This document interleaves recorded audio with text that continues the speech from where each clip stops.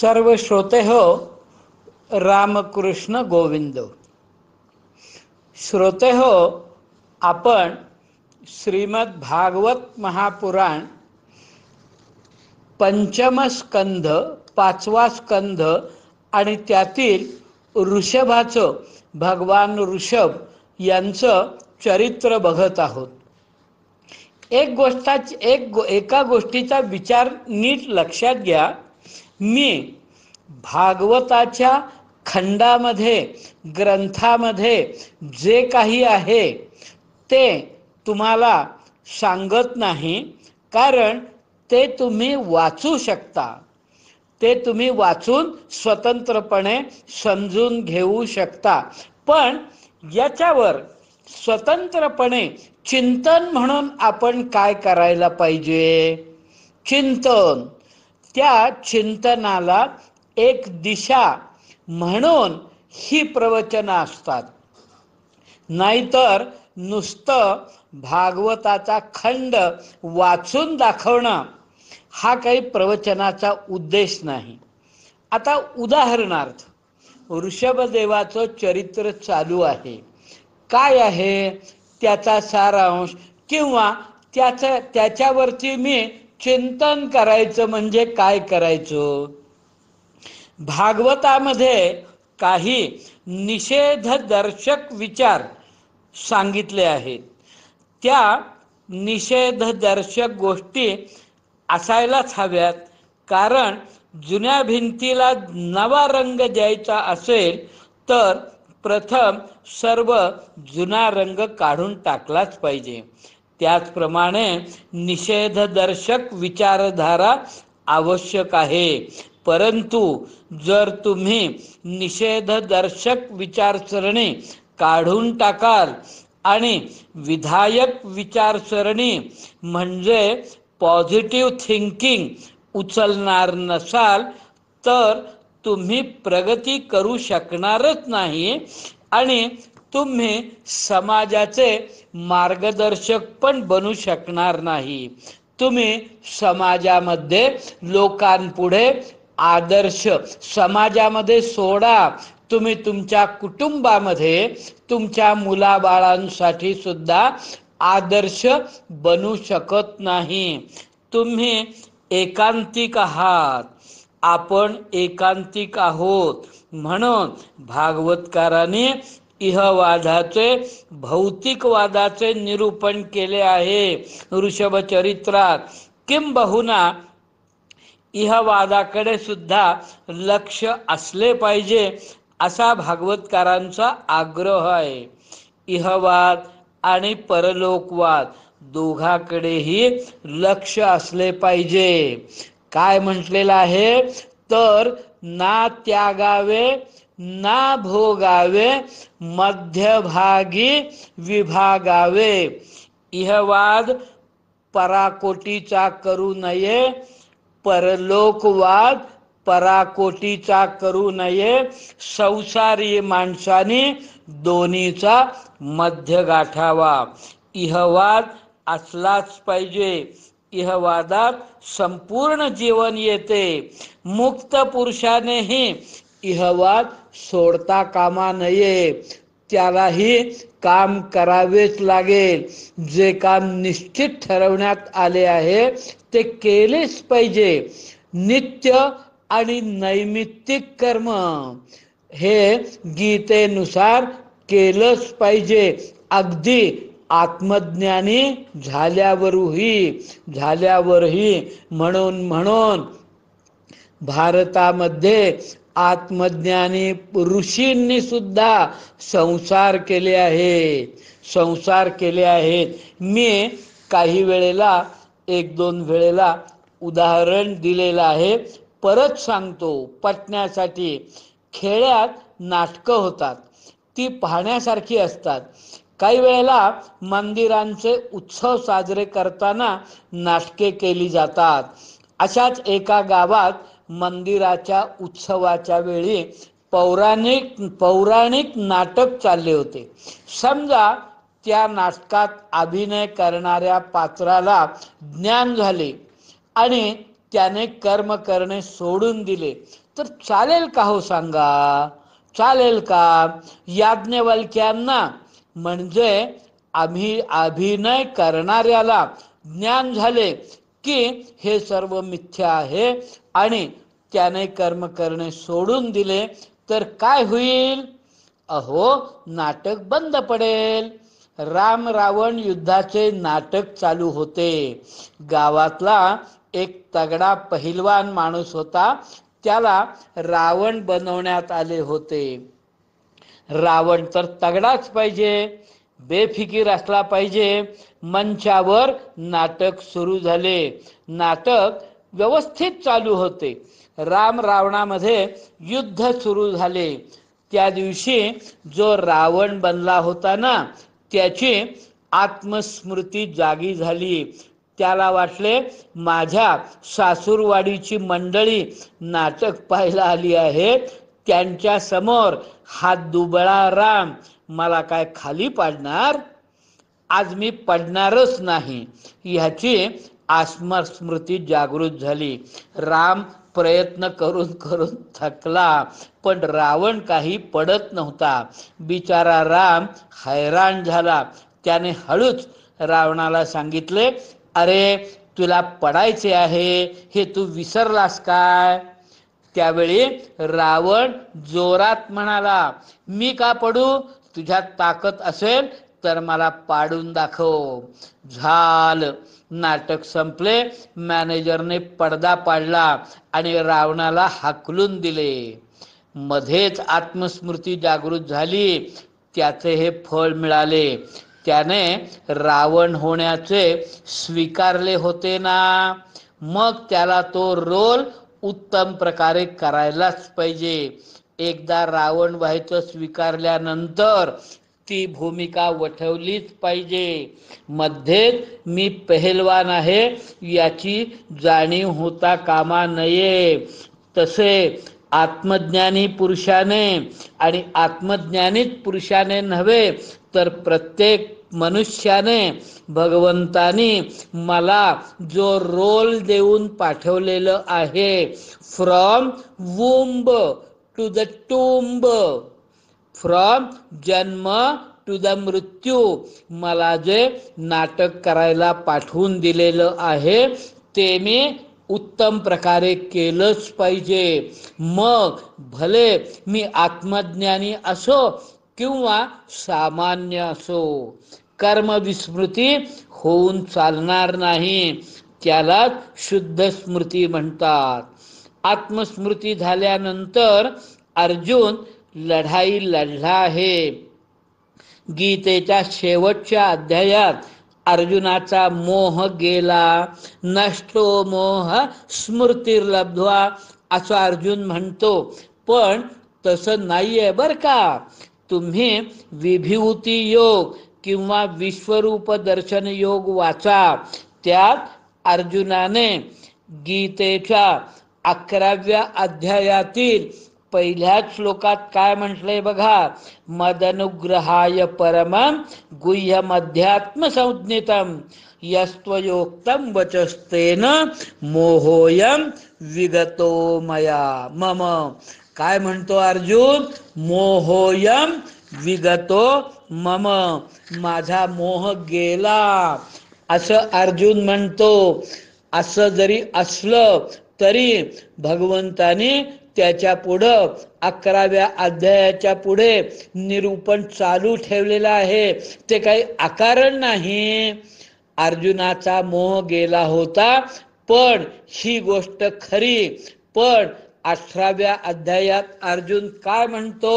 नष्टो मोह स्मृतिर्लब्ध्वा त्वत्प्रसादान्मयाच्युत स्थितोस्मि गत संदेह करिष्ये वचनम तव. 11व्या अध्यायात अर्जुनाचा मोह निघून गेला आहे, पण आत्मस्मृती मिळालेली नव्हती. 18व्या अध्यायात मोह निघून गेला आणि आत्मस्मृती ही मिळालेली आहे. केवळ मोह जाऊन चालत नाही, तर आत्मस्मृती पण झाली पाहिजे. मला आत्मस्मृती झाली आहे असे अर्जुन 18व्या अध्यायात भगवंतांना म्हणतो, पण आत्मस्मृती झाल्यानंतर सुद्धा तो लढला आहे. जी कर्म विस्मृती करवते तीच आत्मस्मृतीच नाही. जी भूमिका वठवण्यासाठी आपण आलो आहोत ती तशी वठलीच पाहिजे, उत्तम प्रकारे वठली पाहिजे. आपण मुक्त पुरुष असलो तरी मुक्त पुरुषाने हा व्यवहार केलाच पाहिजे. भागवतकारांचा असा आग्रह आहे. भागवतकारांनी 5व्या स्कंदाच्या सुरुवातीला प्रियव्रत राजाच्या कथेत हेच सांगितले आहे. वेदांताला आणि आध्यात्मिक विचारधारेला एक उत्तम वळण 5व्या स्कंदात भागवतकारांनी दिले आहे.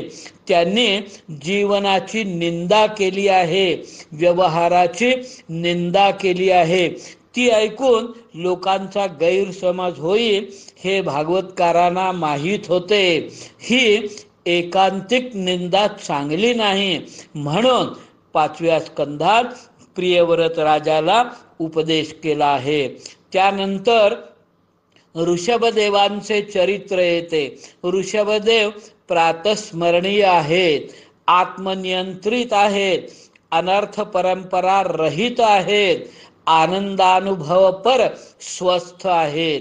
तरीही तो लौकिक आणि धार्मिक जीवन व्यवहार करतो. एवढेच नाही तर त्यांनी ऋषभदेवांनी स्वतःच्या मुलांनाही उपदेश केला आहे की हे सर्व केलेच पाहिजे.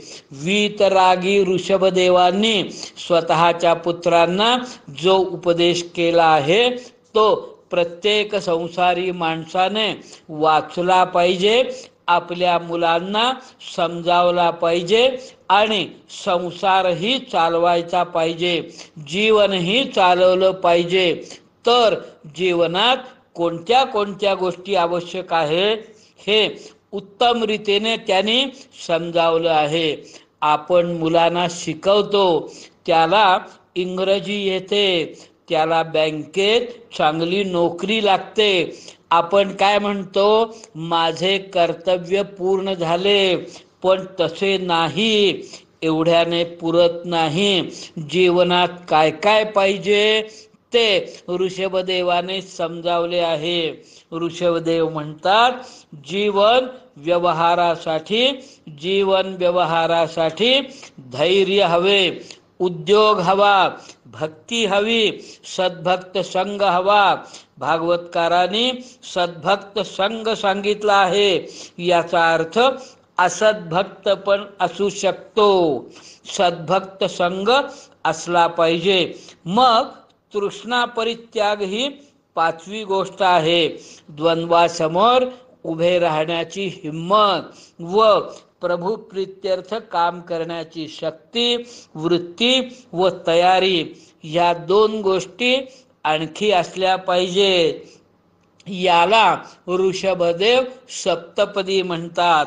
या 7 गोष्टी आपण आपल्या मुलाला दिल्या नसतील तर त्याचा संसार व्यर्थ होईल. संसारासाठी या सप्तपदीचे वर्णन ऋषभदेवानी केले आहे. हे 7 गुण जीवनात आणण्यासाठी मठपती, मंदिर, शाळा, कुटुंब, मी स्वतः या सर्वांचा प्रयत्न असला पाहिजे.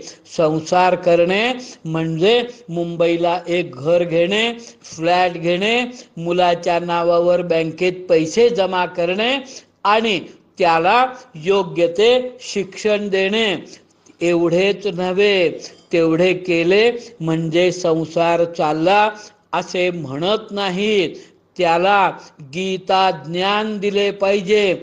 संसार चालवणे याचा अर्थ असा आहे की जीवनात या सप्तपदीचे गुण आणण्याचा प्रयत्न करणे.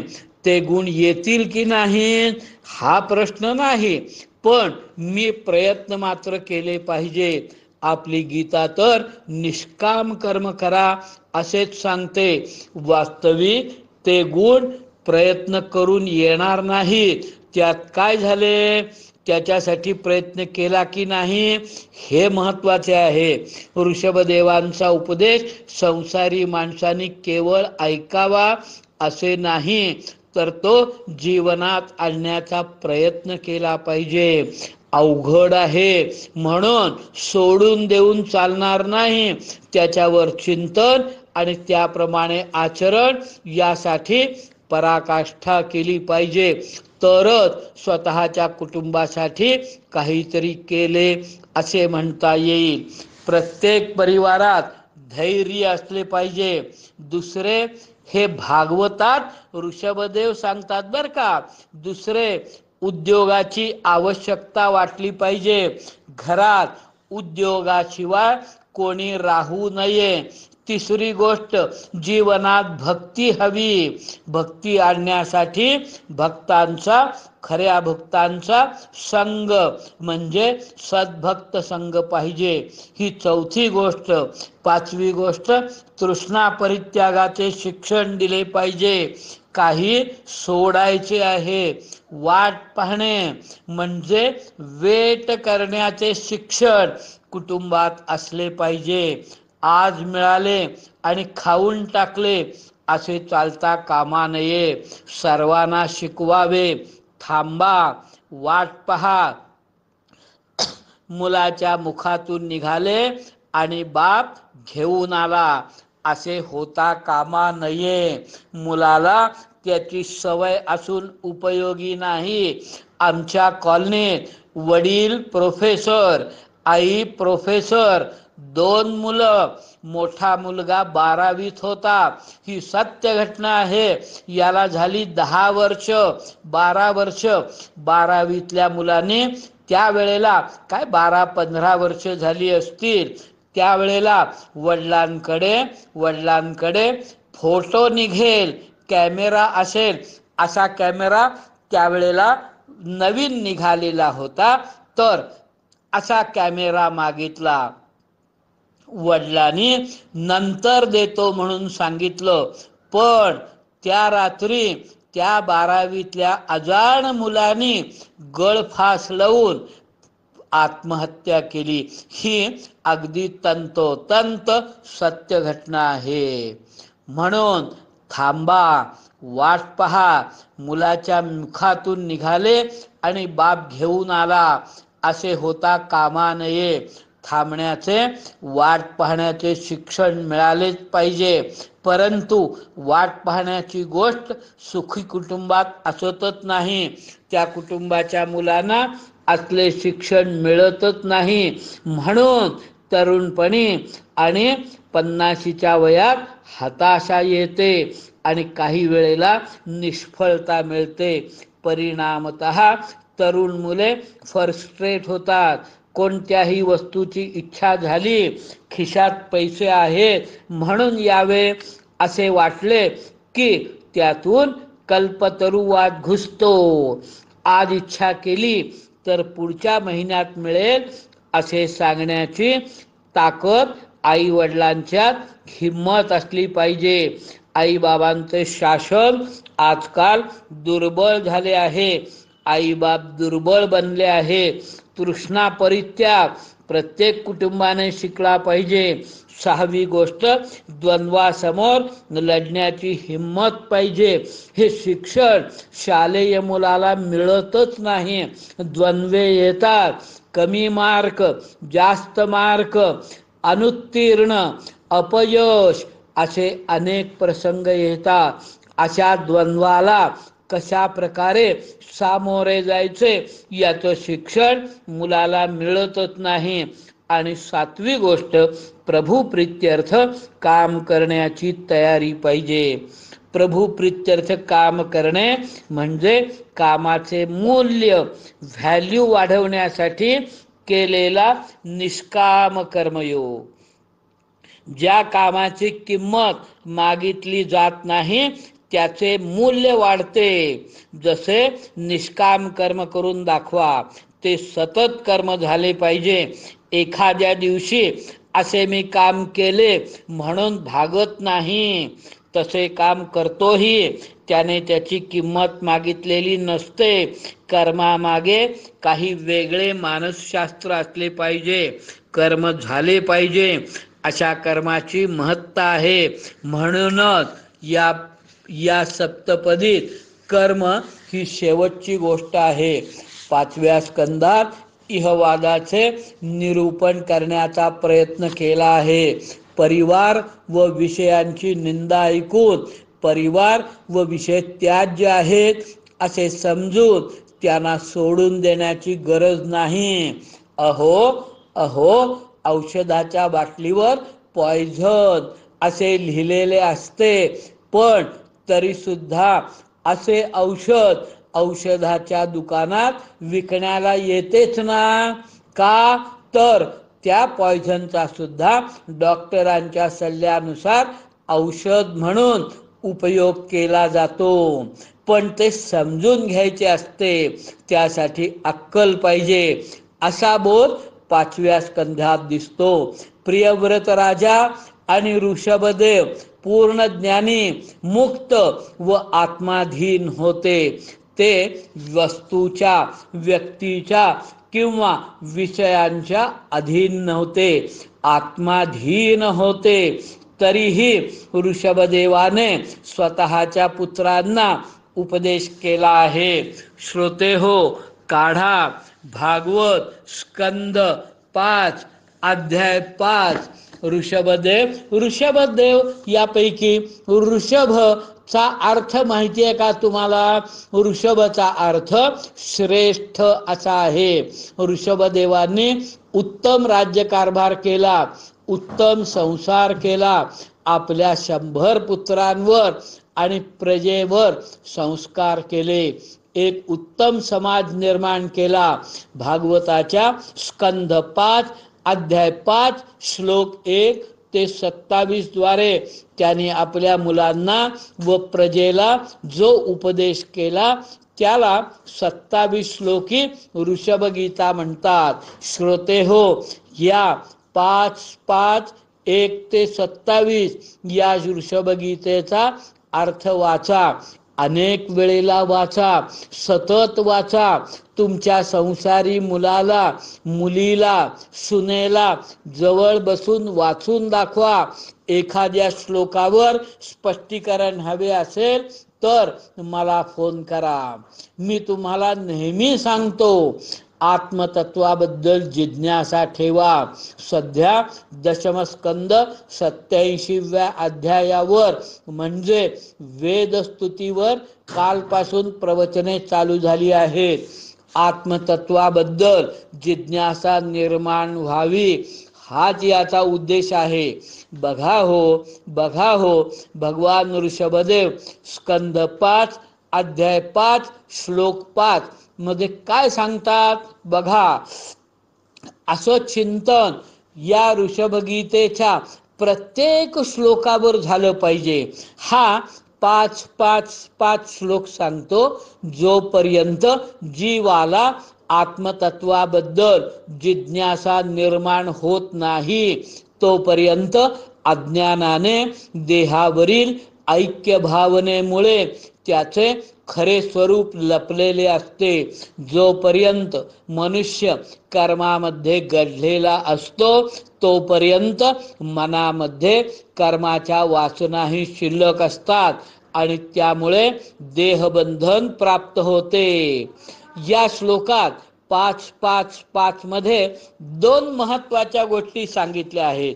त्या खऱ्या चिंतनाच्या आहेत आणि मी त्या समजून घेतल्या पाहिजेत. काय म्हटलेलं आहे? मी ब्रह्मरूप आहे, हे माझे खरे स्वरूप आहे. मी म्हणजे देह नव्हे. व्यवहार म्हणून देहाला महत्व आहे. देहाचे आरोग्य राखणे हे आवश्यक आहे, पण देह हे आत्मतत्वाला जाणण्यासाठीचे एक साधन आहे. रेल्वेचे मी काल का परवा उदाहरण दिलं.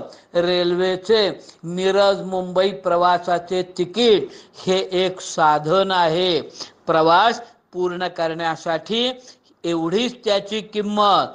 मुंबई आल्यावर तिकिटाचे मूल्य 0. नवी स्कूटर आहे, पण ते एक साधन आहे.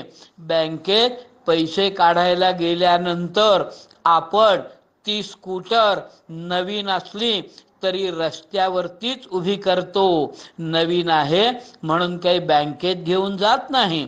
तद्वत देह हे ब्रह्मजिज्ञासाठीचे केवळ एक साधन आहे.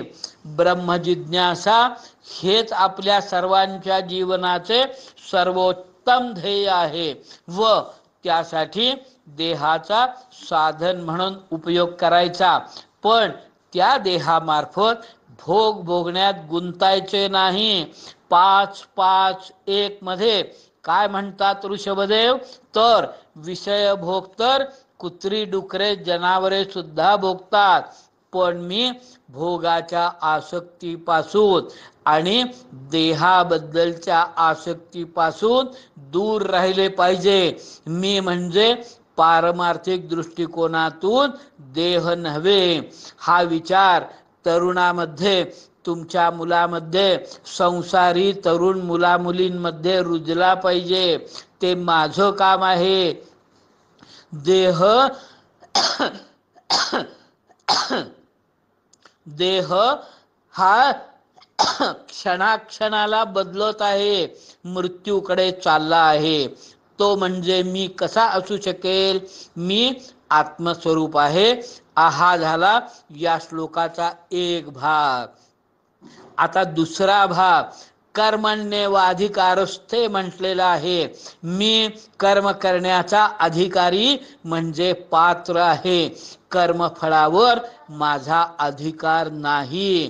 अमुक कर्माचे फळ तमुक फळ मिळालेच पाहिजे असा आग्रह मी धरू शकत नाही. आणि म्हणून मी स्वधर्मानुसार आवश्यक ते कर्म कुठल्याही फळाच्या अपेक्षेशिवाय करत राहिले पाहिजे. शिवाय ते कर्म उत्तम प्रकारे केले पाहिजे. मी कर्मामध्ये आसक्त होऊन चालणार नाही. तुमच्या संसारी मुलाला मुलीला हे आपणच समजावले पाहिजे.